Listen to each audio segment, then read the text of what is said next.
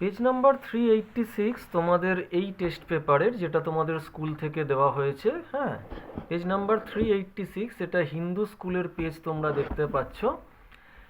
এটার থেকে আমরা একটা মানে আধ ঘন্টার ভিডিও তৈরি করছি, যেটা যতগুলো সম্ভব আধ ঘন্টার মধ্যে হয় আমরা করার চেষ্টা করব। ধরো এখানে 1 নম্বরে যে এমসিকিউ গুলো রয়েছে, বলছে সরল সুদের হারে 9,999 টাকার, মানে পি হচ্ছে 9,999 টাকার 10 বছরে, মানে টাইমটা হচ্ছে 10 ইয়ার্স, 10 বছর সুদে মূলে দ্বিগুণ হয়। দ্বিগুণ হওয়ার মানে হচ্ছে যত মূলধন সেটাই হয়ে যাবে সুদ, তবেই আমার টাকাটা ডবল হয়ে যাবে। 100 টাকা রাখলে 200 টাকা ফেরত পাচ্ছি, মানে কি 100 টাকার ওপর সুদও হয়ে গেছে 100 টাকাই। তো 9,999 টাকার সুদও হয়ে গেল 9,999 টাকা। তাহলে সুদের হার আটটা কত জানতে চেয়েছে, তো আমরা ফর্মুলায় ফেলে দেবো capital I equal to PTR by 100।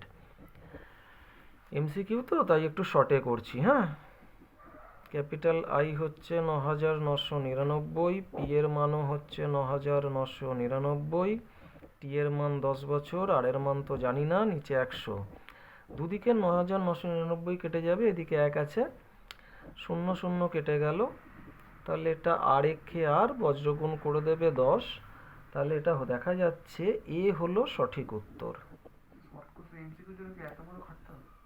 MCQ এর জন্য শুধু অপশানটা লিখলেই নাম্বার দেয়, কিন্তু ব্যাপার হচ্ছে একটু যদি আমি রাফ না করি আমি কি করে বুঝবো যে কোন উত্তরটি সঠিক? একটু পেন্সিল দিয়ে রাফ করবে বা পেনে করলেও যতটা শর্টে করতে পারো। 1-2 আমি শর্ট কোশ্চেনটা করছি। বলছে একটা অংশীদারি ব্যবসায় দুই বন্ধুর লভ্যাংশের অনুপাত, মানে দুই বন্ধু মানে প্রথম বন্ধু দ্বিতীয় বন্ধু বলে ভেবে নাও।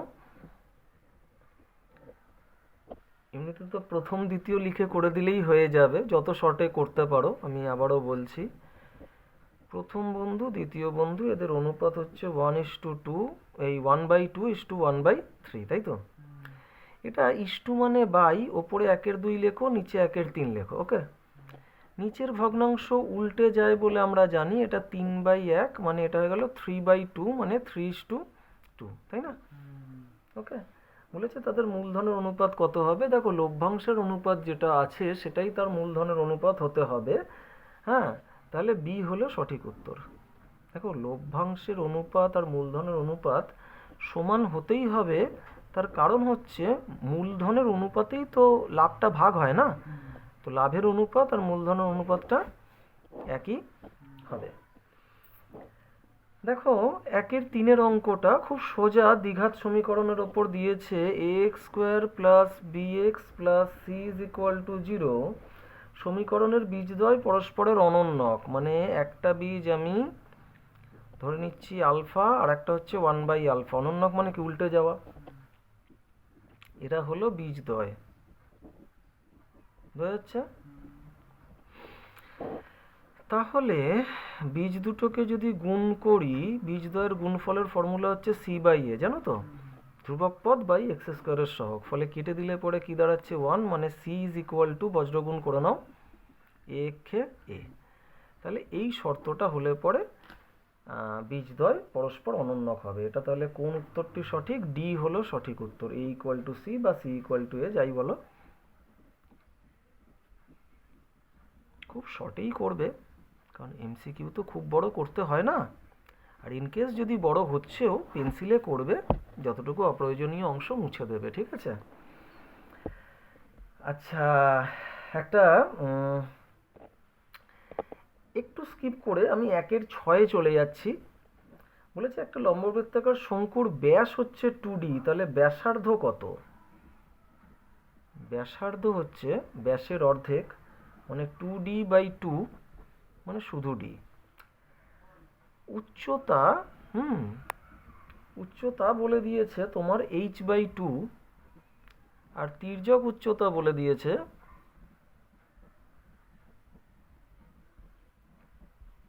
l/2। অঙ্কটা করবার জন্য আমি একটুখানি একটা রাফ করছি বোঝার সুবিধার জন্য।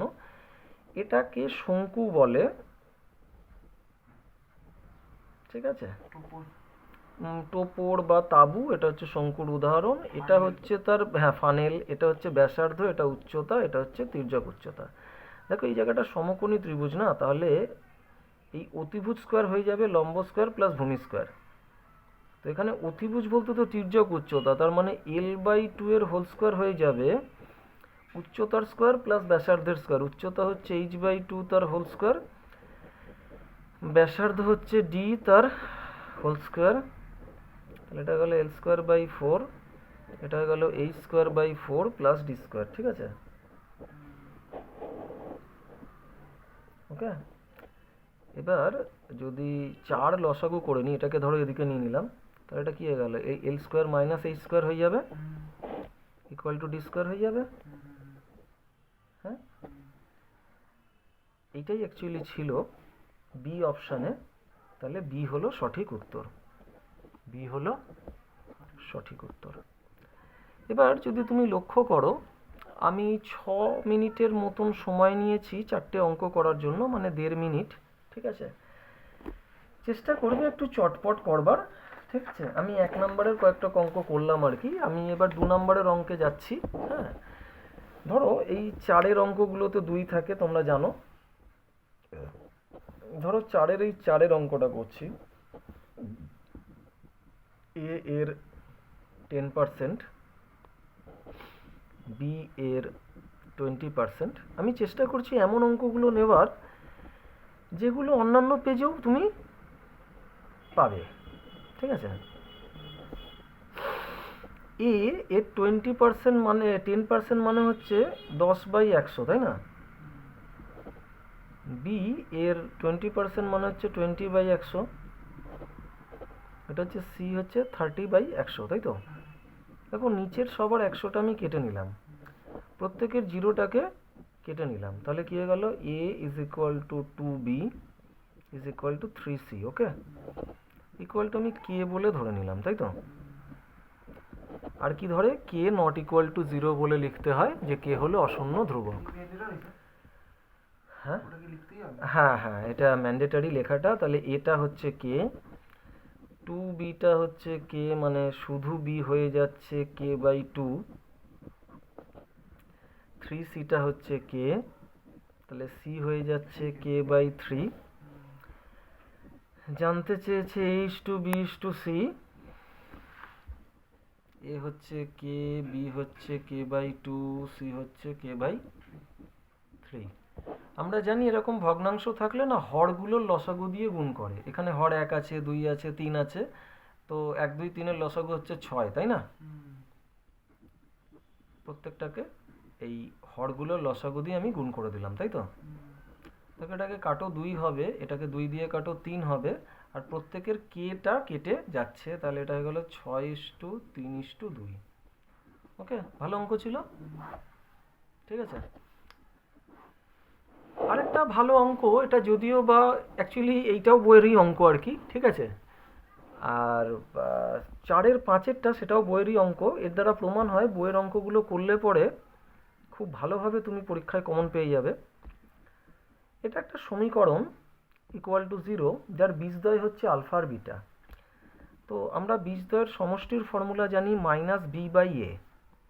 তো মাইনাস বি বলতে হচ্ছে এক্স এর সহগ, যেটা হচ্ছে -3। বি এর মানটা মাইনাসে, আর এটা হচ্ছে ফর্মুলার মাইনাস, বাই এ মানে হচ্ছে 5, মানে এটা হয়ে গেল 3/5। ওকে, আলফা বিটা মানে বীজদ্বয়ের গুণফল, সেটার ফর্মুলা হচ্ছে c/a। তো c হচ্ছে 6, আর a বলতে এক্স স্কোয়ারের সহগ, মানে 5।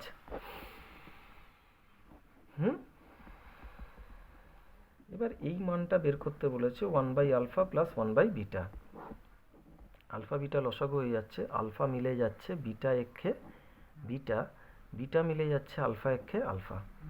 তাহলে আলফা প্লাস বিটা হচ্ছে 3/5, আলফা বিটা হচ্ছে 6/5, তাই না? এবার নিচের ভগ্নাংশ উল্টে যায় বলে আমরা জানি, এটা উল্টে গেলে 5/6 হয়ে যাবে। ঠিক আছে তো? হ্যাঁ, এবার 3 দিয়ে কাটবো, এটা 1 হবে, 3 দিয়ে কাটবো, এটা 2 হবে, 1/2 হচ্ছে অ্যান্সার। ঠিক আছে, হ্যাঁ, তো খুবই সোজা অঙ্ক আর কি, খালি আলফা প্লাস বিটা আর আলফা বিটা বের করলেই কাজ হয়ে যায় এই অঙ্কগুলোতে। ঠিক আছে, আর এরকম শর্ট কোশ্চেন অনেক রকম ভাবে একটুখানি ঘুরিয়ে ফিরিয়ে দিলে পরেই প্রচুর পেজে এটা পাওয়া যেতে পারে। আচ্ছা, এবার আরেকটা বইয়ের অঙ্ক আমি করব।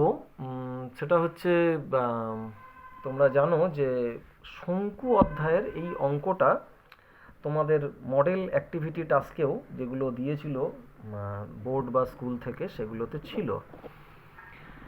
একটা কোশ্চেন এরকম আছে,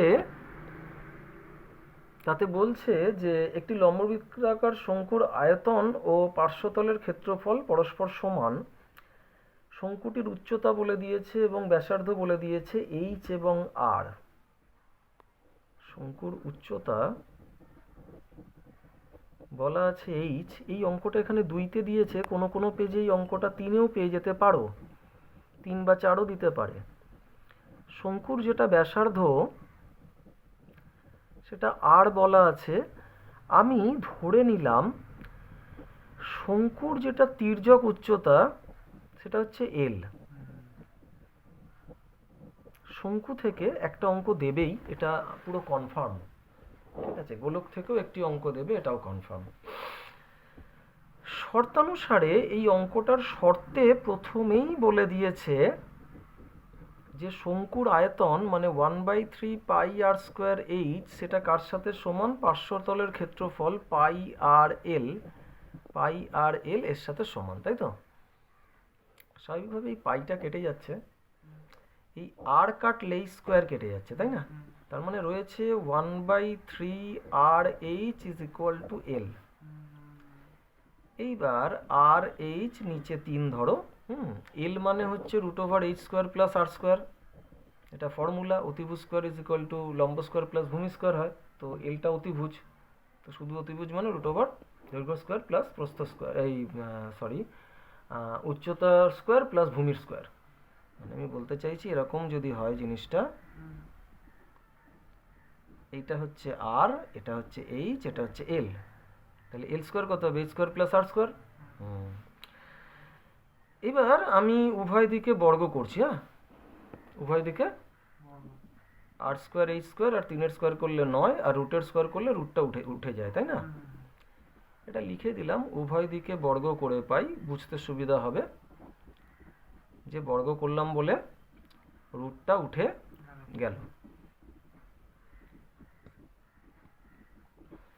এবার দেখো একটা জিনিস, আমি এখানে 1/9 রেখে এই যে এইচ স্কোয়ার প্লাস আর স্কোয়ার, তার নিচে নামিয়ে নিলাম আর স্কোয়ার আর এইচ স্কোয়ারকে, তাই তো? তাহলে এই যে 1/9 এটাকে বলে না বিনিময় পদ্ধতিতে ভাগ। কিরকম? এই আর স্কোয়ার এইচ স্কোয়ারটাকে দুজনেরই নিচে লিখে নিলাম। একবার এইচ স্কোয়ার লিখলাম, এই প্লাসটা মাঝখানে বসালাম, এটা আর স্কোয়ার লিখলাম। ঠিক আছে, ক্লিয়ার হচ্ছে ব্যাপারটা? আর স্কোয়ারটা কেটে নেব, এইচ স্কোয়ারটা কেটে নেব, এখানে 1 আছে, তার মানে 1/h² আর 1/r স্কোয়ার, তার মান দাঁড়ালো 1/9।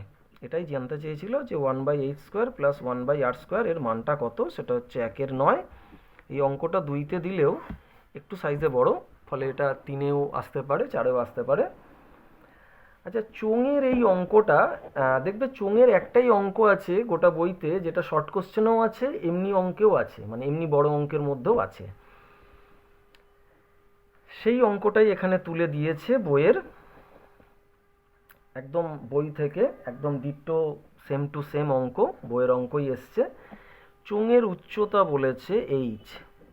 খুব সোজা এই অঙ্কটার একটা স্পেশালিটি হচ্ছে এই অঙ্কটা এত সোজা, ফলে এটা মডেল অ্যাক্টিভিটিতেও দিয়েছিল এবং এখানে টেস্ট পেপারেও দিয়েছে। আর হিন্দু স্কুল যথেষ্ট নাম করা ভাই। ঠিক আছে, তো আমি ধরে নিলাম চোঙের যেটা ব্যাসার্ধ সেটা আর।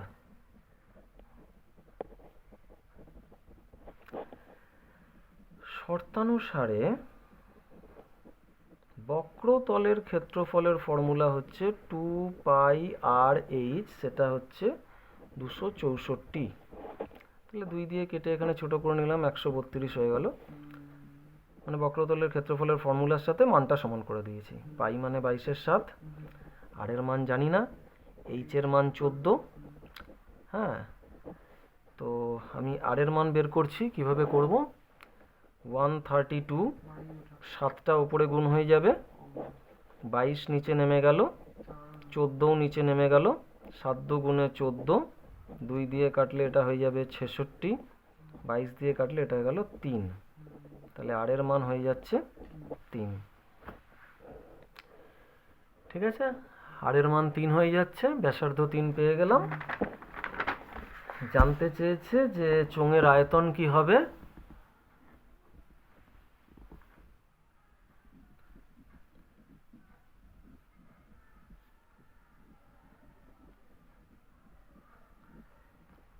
যেটা হচ্ছে 1/3 পাই আর স্কোয়ার এইচ, তোমরা ফর্মুলা জানো। একক সবসময় ঘন একক বসবে, ঘন সেন্টিমিটার লিখছি। 1/3 পাই মানে 22-এর 7, আর স্কোয়ার মানে 3 দুবার, আর মানে 3টা দুবার লিখে দেব। ব্যাসার্ধর মানটা 3ই বেরিয়েছে।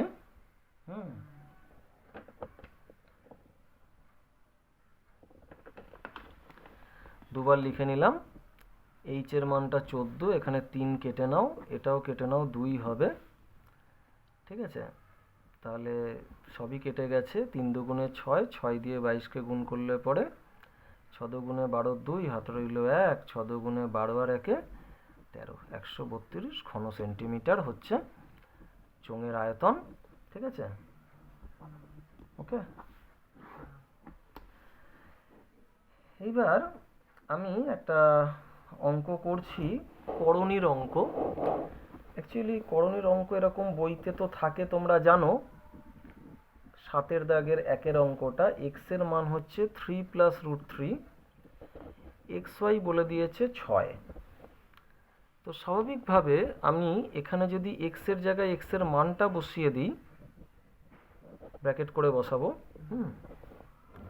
তাহলে y কত হয়ে যাবে, y হয়ে যাবে 6-এর নিচে নেমে যাচ্ছে 3 + √3, তাই না? আমরা জানি হরে করণী রাখা চলে না, তাই তো? তাহলে এই যে 3 + √3, তাকে তার বিপরীত চিহ্ন 3 - √3 দিয়ে গুণ করলাম। এটাকে বলে অনুবন্ধী করণী। তো এটা নিচে গুণ করেছি, হরে গুণ করেছি, ফলে লবেও গুণটা করে নেব। তাহলে এটা a + b, a - b ফরম্যাটে আছে। 3টাকে a ভাবো, √3টাকে b ভাবো। তাহলে এটা হয়ে গেল a² - b²।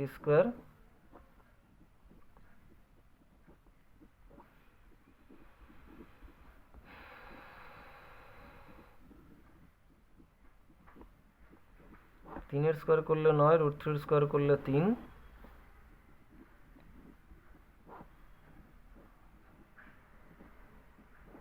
9 থেকে 3 গেলে 6, কেটে গেল, y এর মান হয়ে গেল 3 - √3, তাই তো? এবার দেখো অঙ্কটা এত সোজা দিয়েছে, মানে এইটুকু বের করার পর না কোনো খাটনি নেই। বলেছে x + y এর হোল স্কোয়ারের মান বের করো। এবার দেখো পুরোটার হোল স্কোয়ার করে দিলাম। x হচ্ছে তোমার 3 + √3, প্লাস y এর মানটা হচ্ছে 3 - √3, ফলে -√3 + √3 কেটে যাবে। 3 আর 3 হয়ে গেল 6, 6-এর স্কোয়ার করলে কত হয়ে গেল 36। ওকে, তাহলে প্রায় দেখতে গেলে এখনো অবধি আমি প্রায় 3 আর 6 9, 9 আর 4 13 নম্বরের অঙ্ক করে ফেলেছি 19 মিনিটে। ঠিক আছে, আমি এটা বলতে চাইছি যেটা, যে অঙ্কতে নাম্বার তোলাটা খুব একটা কঠিন নয়। চলো একটা দ্বিঘাত সমীকরণও করি। হ্যাঁ, এটা 4 রয়েছে অঙ্কটাতে, মানে অঙ্কটার যেখানে 4 রয়েছে সেটাকে তুমি 3 দিয়ে a দিয়ে ভাবো, সেটাকে তুমি a দিয়ে ভাবো, a, তাহলে এই অঙ্কটা বইয়ের সাথে মিলে যাবে। ঠিক আছে, বইতে x + a/x - a whole square -5x + a/x - a + 6 আছে। তো এখানে x + 4/x - 4 আছে। তো যেহেতু এটার স্কোয়ার আছে, আমি এটাকে কিছু একটা ধরে নেব। হ্যাঁ, y বলে আমি ধরে নিলাম, ধরো। তাহলে ওয়াই ধরলে পরে এই রাশিটা ওয়াই তার স্কোয়ার হয়ে গেল -5, এই জিনিসটাকে কি ধরবো, ওয়াই ধরবো, +6 ইজ ইকুয়াল টু 0। তোমরা জানো 3 দুগুণে 6 হয়, 3 আর 2 যোগ করলে পরে 5 আসে, তাহলে ওয়াই স্কোয়ার 5 এর জায়গায় লিখলাম 3 + 2 into Y +6 is equal to 0। তাহলে ওয়াই স্কোয়ার -3y মাইনাসে প্লাসে -2y +6 ইজ ইকুয়াল টু, প্রথম দুটো থেকে y কমন গেলে y -3, তারপরের দুটো থেকে 2 কমন গেলে যেহেতু মাইনাস কমন গেছে মাইনাসে প্লাসে -3 ইজ ইকুয়াল টু 0। এইবার দেখো y -3টা আবার কমনে চলে গেল, তাহলে যেটা পড়ে রইল y -2 একটা ব্র্যাকেটের মধ্যে লিখে দিলাম। এইবার বলছে যে অঙ্কে তো y ছিল না, তবুও এটাকে হয় অথবাটা প্রথমে করে নিই, y -3 ইকুয়াল টু 0 অথবা হয়ে যাবে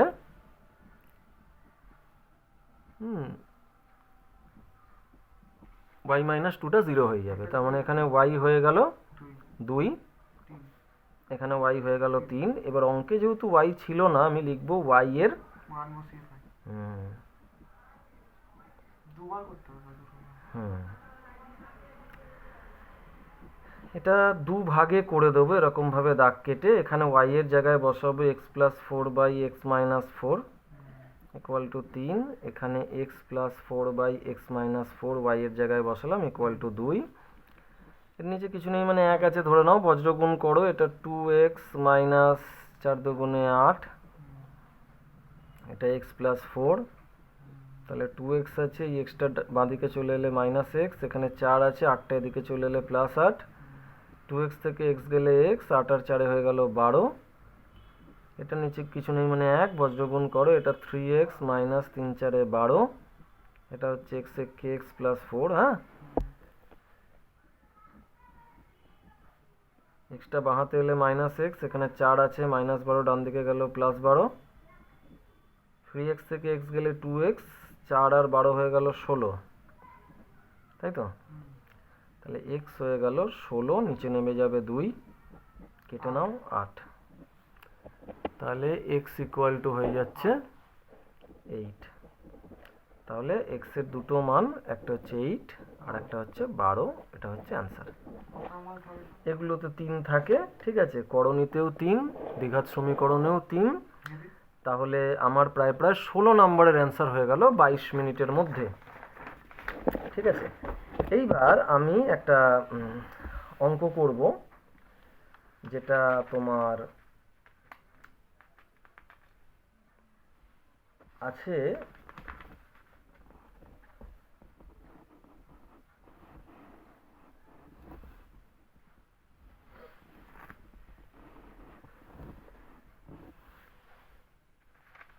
ক্রমিক সমানুপাতির একটা অঙ্ক করি। মানে কে মেথড যাকে বলে। ক্রমিক সমানুপাতির এই অঙ্কটা আছে 8 দাগের 2-তে। তাতে বলেছে ABCD ক্রমিক সমানুপাতি। ক্রমিক সমানুপাতি মানে হচ্ছে A/B, B/C, C/D equal to, আমি কে বলে ধরে নেব, ঠিক আছে। তাহলে একটা জিনিস লিখতে ভুলে গেছি, কে হলো অশূন্য ধ্রুবক, বা নট ইকুয়াল টু 0 এরকম লেখা যায়, কে হলো অশূন্য ধ্রুবক। ওকে, হ্যাঁ একদমই লিখতে হবে, ঠিক আছে, নিজের নাম্বার একদম গুছিয়ে আনতে হবে না পরীক্ষা থেকে। তো B/Cটাও কে ধরবো, C/Dটাও কে ধরবো। ওকে, তাহলে এখানে C কত হয়ে গেল, D কে হয়ে গেল। ওকে, এটাও বইয়েরই অঙ্ক, মানে একটু বই আর উদাহরণ এই দুটো করলে পরেই ইজিলি হয়ে যাবে। তো B ইকুয়াল টু C কে হচ্ছে, এবার C এর তো মান আছে D কে, ফলে সেটাকে বসাতে হবে, পাশে একটা কেও আছে। হ্যাঁ, তাহলে এটা D কে স্কোয়ার হয়ে গেল। এবার ধরো A এর মান হচ্ছে B কে, তো B এর তো মান D কে স্কোয়ার, সেটা বসালাম, তার সাথে কে আছে, তাহলে এটা হয়ে গেল D কে কিউব। ওকে, আশা করি বুঝেছো। এবার এলএইচএস এ কি আছে দেখে নিন। এলএইচএস এ আছে square plus B square plus C square into B square plus C square plus D square. এগুলো না একটু দেখে নেবে, কখনো কখনো না মাঝখানে একটা ইস্টু বসিয়ে দেয়, ইস্টু মানে তখন বাই হয়ে যাবে। ঠিক আছে, তো আমি অঙ্কে দেখি কি হচ্ছে। এর মান হচ্ছে ডি কে কিউব, তার হোল স্কোয়ার হবে কারণ এখানে স্কোয়ার আছে। বি এর মান হচ্ছে ডি কে স্কোয়ার, তাই না? বি এর স্কোয়ার আছে ফলে এই মানটারও স্কোয়ার হবে। সি এর মান হচ্ছে ডি কে, যেহেতু সি এর স্কোয়ার আছে মানটারও স্কোয়ার হবে। খুব সিম্পল, যার মাথায় স্কোয়ার আছে মানটা লিখে স্কোয়ার করে দেবো। বি এর মান ডি কে স্কোয়ার, তার উপরে স্কোয়ার। সি এর মান ডি কে, হ্যাঁ, তার উপরে স্কোয়ার। আর ডি এর তো কোনো মান নেই, ফলে ডি স্কোয়ার একাই রয়ে গেল। ঠিক আছে, তাহলে এটা হয়ে যাচ্ছে D square K to the power 6, D square K to the power 4। পাওয়ারের উপর পাওয়ার না গুণ হয়ে যায়, মানে 2 দুগুণে 4, এটা 3 দুগুণে 6 হয়েছে। এটা ডি স্কোয়ার কে স্কোয়ার, ঠিক আছে, সেকেন্ড ব্র্যাকেট। এটা হয়ে গেল D square K to the power 4 হবে, এটা ডি স্কোয়ার কে স্কোয়ার হবে প্লাস ডি স্কোয়ার হবে। ওকে, এই অবধি আশা করি বোঝা গেছে। হুম, এখান থেকে ডি স্কোয়ার আর কে স্কোয়ার কমন নিয়ে নাও প্রথমটা থেকে। তাহলে কে টু দি পাওয়ার 6 মানে 6টা কে থেকে 2টো গেছে, মানে 4টে কে রয়েছে।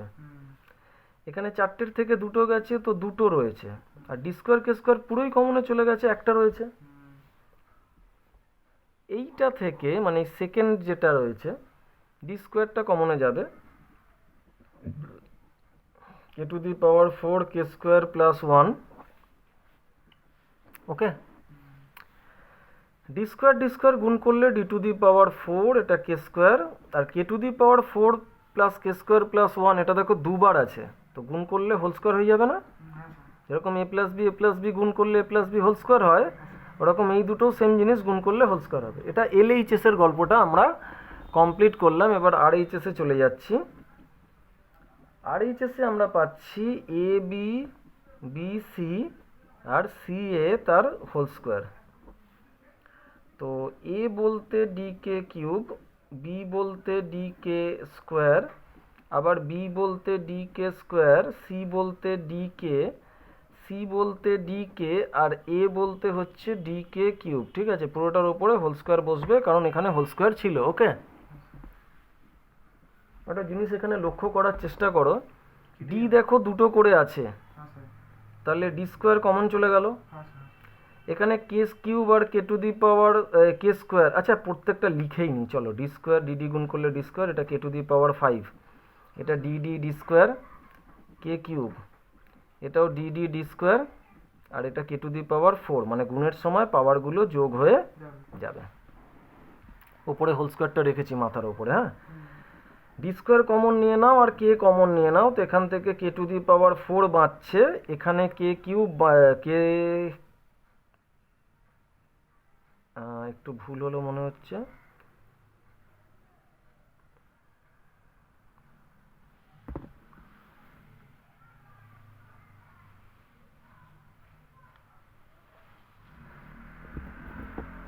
বি বলতে ডি কে স্কোয়ার, সি বলতে ডি কে না, তো ফলে এখানে কে স্কোয়ার কমন যেতে পারবে। ঠিক আছে, হুম,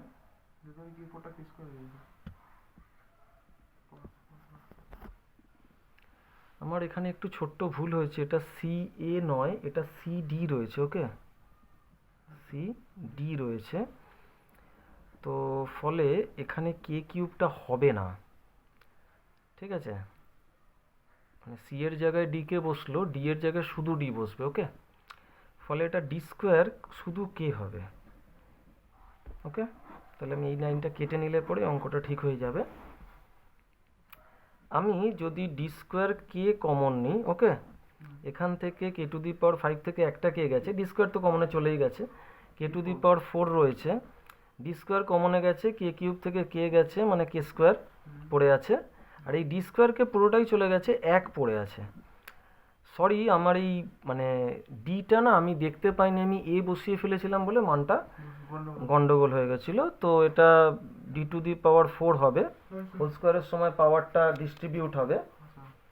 ঠিক আছে, তার মানে d² একবার পাওয়ার পেলো 2, ফলে d⁴ হয়ে গেল। কে একবার পাওয়ার পাবে স্কোয়ারটা, আর এই পুরো ব্র্যাকেটটা একবার পাওয়ার পাবে। তো ফলে হোল স্কোয়ার হয়ে গেল। আমার দেখো এটা RHS এ এসছে, এটাই আবার LHS এ এসছে, তো সুতরাং LHS equal to RHS proved. এই 30-31 মিনিটের ভিডিওতে আমি চেষ্টা করলাম বইয়েরই অঙ্কের ধরনের অঙ্ক পরীক্ষায় আসে সেটা বোঝানোর, এবং হিন্দু স্কুলের এই পেজের আধ ঘন্টা 31 মিনিটের ভিডিওতে আমি প্রায় পাস মার্ক 25-এর তার থেকে বেশি নাম্বার সলভ হয়ে গেছে। এটা কতদিন আছে এটা? ঠিক আছে, ওগুলো আমি পরে কোনো একটা ভিডিও দিয়ে আসবো। এগুলো এক্সট্রা উপপাদ্য টোটাল আমরা 9টা করব। এই যে 2 নম্বরের উপপাদ্যটা সেটা ওই এক্সট্রা উপপাদ্য 9খানার চার্টে আর এটা কোনটা? রয়েছে, কিন্তু এইটাও হয়তো বইতে কোথাও আছে। তো হাওয়েভার অধিকাংশ অঙ্ক বইয়ের আছে, আমি এটাই মিন করতে চাইছি যে অধিকাংশ অঙ্ক বইয়ের আছে, ফলে বইয়ের অঙ্ক যদি আমি সব একদম বেছে বেছে করতে পারি, আমি পরীক্ষায় 70-80% কমন পাওয়ার সম্ভাবনা আছে। এটা যে কোনো পেজ যদি আমি লক্ষ্য করি টেস্ট পেপারে 70-80% কোশ্চেন, মানে 90-এর পেপারে 65 থেকে 70 নম্বর কিন্তু বই থেকে আসছে। এই জায়গাটাকে আমি বারবার বলতে চাইছি। ওকে, চলো, বেস্ট অফ লাক।